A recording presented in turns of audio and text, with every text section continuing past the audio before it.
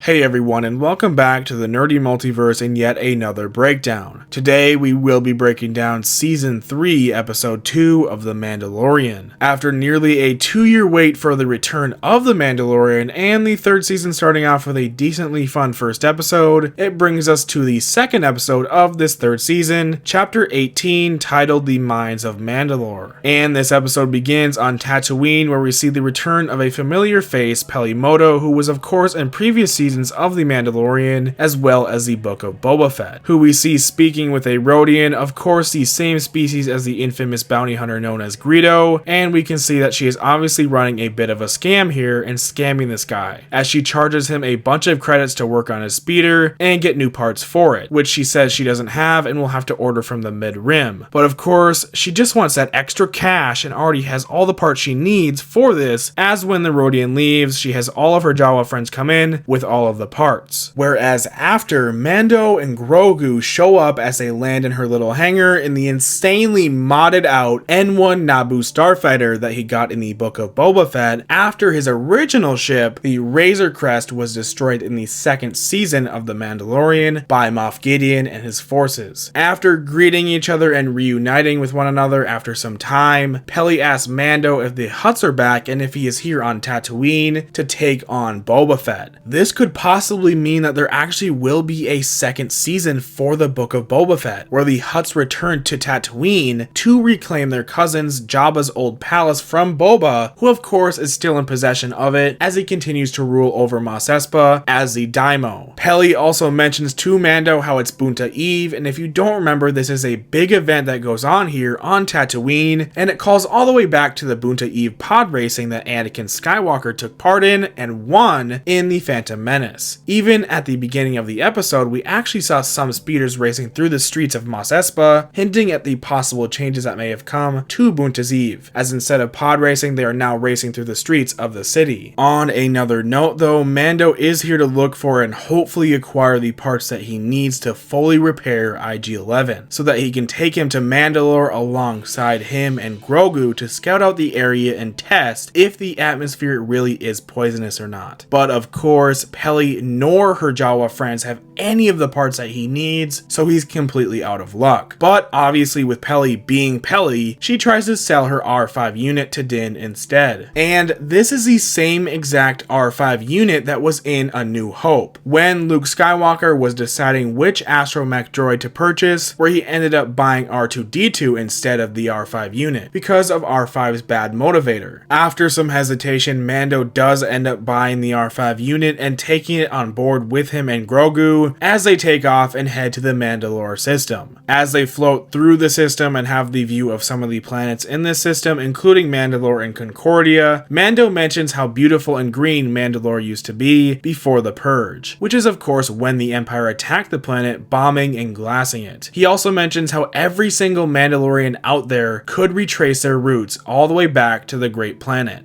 He mentions how he never even got to really see Mandalore to its fullest, nor even step foot on the planet. And then he tells Grogu that he grew up elsewhere, on the moon just ahead of them, known as Concordia. Now, Concordia was actually occupied by the Death Watch during the Clone Wars, where Pre Vizsla, the governor of Concordia at the time, and one of the previous owners of the Darksaber, alongside the Death Watch, used the abandoned mines on the moon as a secret hideout. This place was technically their headquarters during this time. The moon has much more history to it as well, and Clone Wars is a great way to see more of the Mandalore system, but let me know if you would like some videos going into depth about the lore and history behind the different planets and moons in the Mandalore system. He also points out Kalevala on the little map to Grogu, which is the planet where they visited Bo-Katan in the last episode. They then begin their descent onto Mandalore, flying through the clouds as lightning strikes and heavy rain falls onto the ship, and this scene reminded reminded me a lot of the one from Attack of the Clones when Kenobi flew into Kamino's atmosphere. Getting through the heavy clouds, we finally see how Mandalore looks after so many years of mystery and stories being told of its destruction. Seeing that the planet is practically all crystallized now after the TIE Fighter bombs hit the surface and destroyed the majority of the planet and its beauty, leaving it practically inhabitable, or so the rumors say, and abandoned. Now, this is just really depressing to see, remembering this planet from the Clone Wars and how populated and beautiful it was, to see it now completely crystallized with leftover holes in the ground from the bombs that were dropped on it during the Purge. Now, after landing on the surface, Mando sends R5 to scout out the area and collect an air sample to determine whether or not it's safe to step foot on the planet or not. But as R5 wheels around the corner of a rock and out of sight, his signal ends up disappearing on their radar, causing Mando to pressurize his helmet, leave Grogu in their starfighter, and go seek out the droid who is now missing, where he then enters a cave and comes across the civic center that Bo-Katan was speaking of, and we see just how much this place has fallen, as Mando looks down at the city and its ruins before he ends up getting ambushed by some creatures wielding what looks like crystallized sort of weapons that they most likely forged or got from the crystallized surface that was bombed. And these creatures are known as Alamites, and Mando is getting beat up pretty badly by these guys, so he ignites the Darksaber and still struggles with these guys, as the saber is still extremely heavy for him, as he has not had any training for it and has not found the right balance to wield such a legendary weapon. After the struggle, he does end up defeating the group of Alamites, where he then finds R5 and then brings him back to the ship to assess the information that it would have gathered after exploring the surface of the planet and get the air sample. So R5 pulls up the logs and it shows us and Mando that Bo-Katan was actually right, as we see that the air quality is perfectly safe and not poisonous whatsoever, meaning that if the Mandalorians were to return home to Mandalore and attempt to rebuild the society and everything, they wouldn't even have to worry about any sort of toxicity in the air at all. After discovering the safety of the atmosphere, Mando and Grogu head back into the cave and down into the civic center where the mines reside. Seeing what this place looks like now compared to what it looked like in the Clone Wars is insane. While walking through the mines and being stalked by some of the wildlife that was left behind down here after the bombings, Mando ends up finding an old, dusty Mandalorian helmet that was left behind in a pile of dirt or ash. However, when he picks the helmet up, he ends up getting captured by a huge cyborg sort of creature that has a singular sentient looking eye looking out of the cyborg suit, a bit like General Grievous. This thing also reminded me a bit of one of the Bomar monks that we see all the time on Tatooine, who are sentient beings themselves, but they reside in a spider-like droid. The cyborg ends up taking Din even deeper into the caves and mines of Mandalore, where he keeps him in this little cage and sets him on a sort of rotating rack, where around them is even more of the Mandalorian helmets. He ends up getting out of the giant suit, and we see that inside of that cyborg sort of suit is another cyborg, and this thing is actually pretty creepy looking. I'm also curious to see if we will end up learning more about what this guy is, or whatever sort of species or cyborg he may be, or used to be. Grogu sneaks up to where Mando is captured, and he tries to use the Force to free Mando, but it is to no avail, and the cyborg takes notice of the baby and attacks him, so Mando tells him to go find Bo-Katan and get her help, in which he does after leaping around, dodging the cyborg's attacks, much like how Yoda did when he got in any sort of combat, a lot like what we saw in Attack of the Clones. Grogu is evidently growing more powerful, and his short but sweet training with Luke Skywalker does seem to have helped him with some things. And this shows yet again as Grogu tries escaping the mines before he gets stopped by one of the Alamites, who he just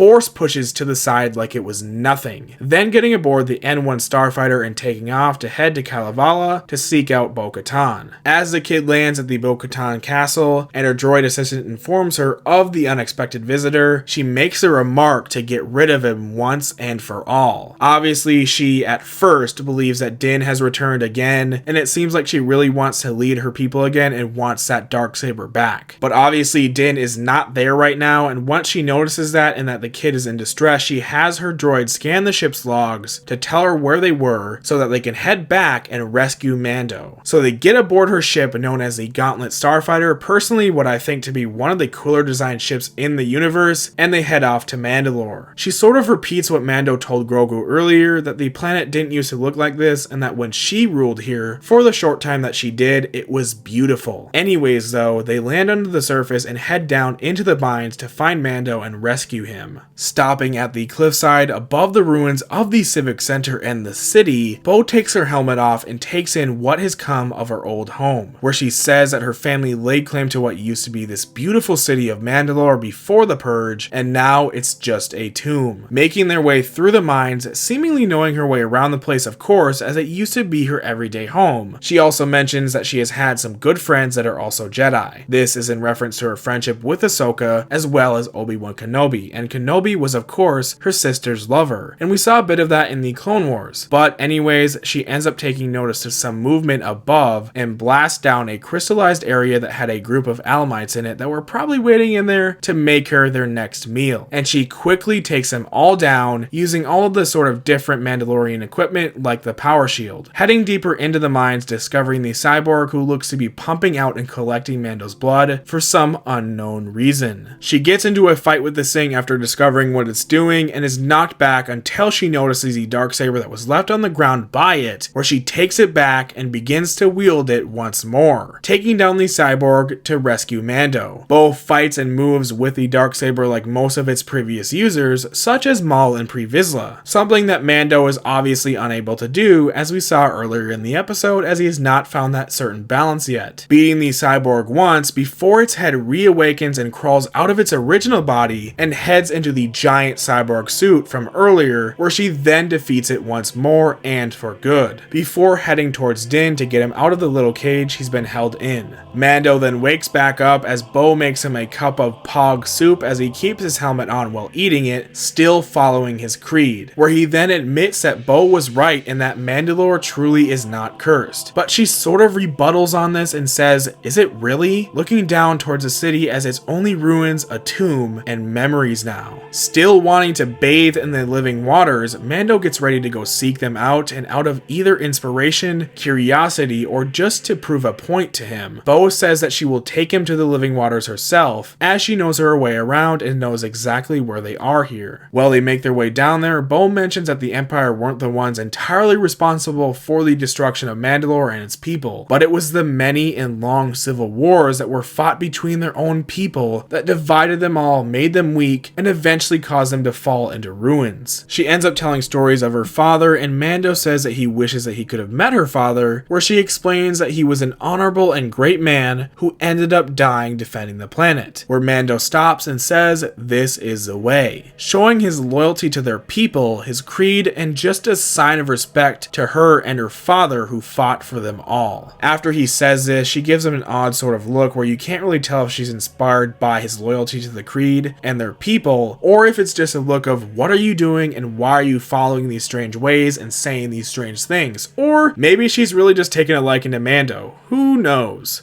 Finally arriving at the living waters, Bo stops Mando before he bathes in them to recite the words on the pillar, and these recite the stories of the living waters and Mandalore the Great, who I think is referencing Mandalore the Ultimate from Legends, and his stories of when he led the people of Mandalore. Mandalore the Ultimate did the same when they were at war with the Jedi, but he was ultimately cut down by Revan, who took his mask and wore it himself, creating the iconic look of that character. The plaque also states that these waters are the location or the place of the great beast known as the Mythosaur, which Mandalore the Great was able to tame and ride into battle before its rumored extinction. If one was to tame said beast and then mount said beast, they would be able to control and lead the entirety of Mandalore and its people. A huge claim to the throne basically, just like the Darksaber is, but possibly even bigger than that. Mando takes off all of his gear and begins to walk into the living waters, reciting his oath and vows of his creed, and as a true Mandalorian. He ends up getting taken underwater by something unseen, so Bo quickly goes in after him, finding Din all the way at the bottom of the waters, where she grabs him and begins to ascend back to the surface. But as she carries him back up to the surface, she slowly passes a huge creature in the water as its eyes take notice of her and it begins to move. And as it does, you can tell that this is none other than the legend and myth that was said to have been extinct this entire time, the Mythosaur, a creature, legend, and symbol commonly represented by all different clans of Mandalore, as we have seen the signet of its head on flags, crests, as well as Boba Fett's own armor. So the Mythosaur is now confirmed to be alive and exist, and now if someone does end up taming the beast, they will claim to lead Mandalore as a whole. Now, I think this could end up going in different ways. Either Bo completely keeps this a secret from Din, as he was unconscious when she saw it, and she could then use that to tame the beast herself and then challenge Din to combat, taking back the Darksaber and then claiming to rule over Mandalore. Or they could just split the Darksaber and the Mythosaur up and lead their people together, one wielding the saber and the other one riding the Mythosaur into battle. Either way though, this discovery is absolutely huge for the story and the future of the planet and their people. Anyways though, back to the actual episode. After Bo and Mando get back out of the water and he wakes back up and catches his breath as she stares off into the living waters after witnessing the legend, the episode ends off. And wow, this episode was so much fun and it got straight to the point, as they headed straight to Mandalore and held absolutely nothing back. Lots of fun action in this one as well as development, with Din now redeeming himself in the discovery that was made in the waters. I really love this episode and it was another usual great entry for the Mandalorian, and I cannot wait to see what is going to happen next week. But of course, I would like to see all of your thoughts on this episode as well, so make sure to leave them down below. Thank you all for watching. If you enjoyed our breakdown on this episode, don't forget to give it a like, and with that being said, we will see you all the next time that we go through and explore the nerdy multiverse.